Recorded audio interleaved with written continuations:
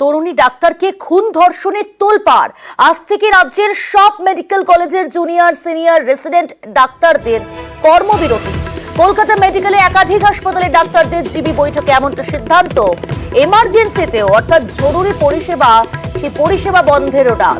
গতকাল বৈঠকে আরজি করের ঘটনার বিচার বিভাগীয় তদন্ত, হাসপাতালের সব আধিকারিকের পদত্যাগ সহ ৬ দফা দাবি তোলা হয়।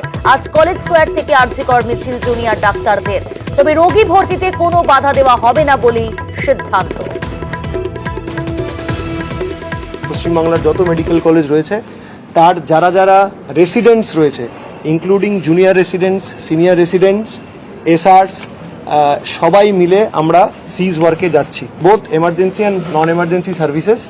এবং সেখানে কোনো রকমভাবে আমরা কোথাও কোনো ঘেরাও, কোনো আটকানো, কোনো পেশেন্টকে আটকে দেওয়া কিচ্ছু না, কোনো কিছু বন্ধ হবে না।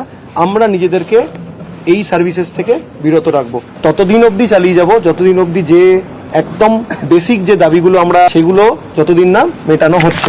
যদি দাবিগুলো ইমিডিয়েটলি না মেটানো হয় তাহলে সেক্ষেত্রে এটা একটি প্যান ইন্ডিয়া মুভমেন্টের রূপ ধারণ করবে। রৌনক রয়েছে সরাসরি। রৌনক, আজকে সকাল থেকে ছবিটা একটু জানতে চাইবো কি পরিস্থিতি, কারণ আমরা জানি গতকালই জিবি বৈঠক, আর সেই বৈঠকের সিদ্ধান্ত মোট ৬ দফা দাবি তোলা হয় এবং আজকে সকাল থেকে সরকারি বেসরকারি হাসপাতালগুলোতে সেখানে কর্মবিরতির ডাক দিয়েছেন জুনিয়র ডাক্তাররা। কি পরিস্থিতি তুমি যেখানে রয়েছে সেই হাসপাতালের?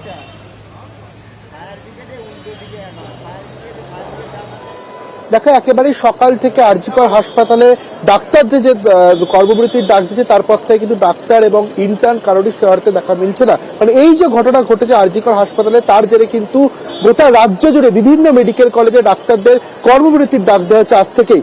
সকালে বেশ কিছু রোগীরা এসেছিলেন, তারা কিন্তু ফিরে যাচ্ছেন, কারণ ওপিডি পরিষেবা পুরোপুরিভাবে বন্ধ। কিছু ক্ষেত্রে খাতায় কলমে এমার্জেন্সি পরিষেবা খোলা থাকলেও ভেতর থেকে কিন্তু সরাসরি বলে দেওয়া হচ্ছে কর্তৃপক্ষের তরফ থেকে যে নিজের দায়িত্বে রোগীকে এখানে ভর্তি করতে হবে। কোনো রকম ভাবেই কিন্তু আশ্বাস তারা দিতে পারছে না, কারণ চিকিৎসকের অভাব। অর্থাৎ এই যে কর্মবিরতি, যে ঘটনা ঘটেছে আরজি কর মেডিকেল কলেজ হাসপাতালে, তার জেরে কিন্তু ইতিমধ্যে চিকিৎসকদের তরফ থেকে কর্মবিরতির ডাক দেওয়া হয়েছে এবং তার জেরেই সকাল থেকে আরজি করে কিন্তু পরিস্থিতি একেবারে থমথমে। ইতিমধ্যে পুলিশি নিরাপত্তা আরো আটশো করা হয়েছে। জানতে চাইবো, আমরা জানি গতকালই এই ঘোষণা করেছেন সেখানকার জুনিয়র ডাক্তাররা যে কর্মবিরতির ঘোষণা করা হয়েছে, কর্মবিরতির ডাক দেওয়া হয়েছে, কিন্তু কর্মবিরতির জেরে তো পরিষেবাও ব্যাহত হচ্ছে। অর্থাৎ রোগীর পরিবার, তারা যারা আসছেন তারা চূড়ান্ত হ্যারাসমেন্টের মুখে পড়ছেন।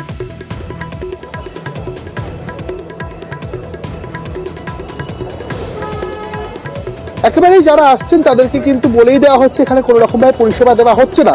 শুধুমাত্র সিটি স্ক্যান, এমআরআই এবং জরুরি ভিত্তিক পরিষেবা খোলা রয়েছে, কিন্তু ভেতর থেকে কর্তৃপক্ষের তরফ থেকে পরিষেবা খোলা থাকার কথা বলা হলেও চিকিৎসকদের যে কর্মবিরতি তা কিন্তু সকাল থেকেই লক্ষ্য করা যাচ্ছে এবং তার জেরে চিকিৎসকদের যে পরিষেবা তা কিন্তু আরজি কর মেডিকেল কলেজ হাসপাতালে মিলছে না। এবং বেশ কিছু রোগীর পরিবার এবং যারা রোগীরা তারা আসছেন এবং এখান থেকে তারা ফিরেও যাচ্ছেন। শুধু আরজি কর মেডিকেল কলেজই নয়, এছাড়াও কিন্তু কলকাতা মেডিকেল কলেজ বিভিন্ন জায়গায় সকাল থেকে চিকিৎসক তারা কি বলছেন, কর্মবিরতি কতক্ষণ চলবে কি জানা যাচ্ছে?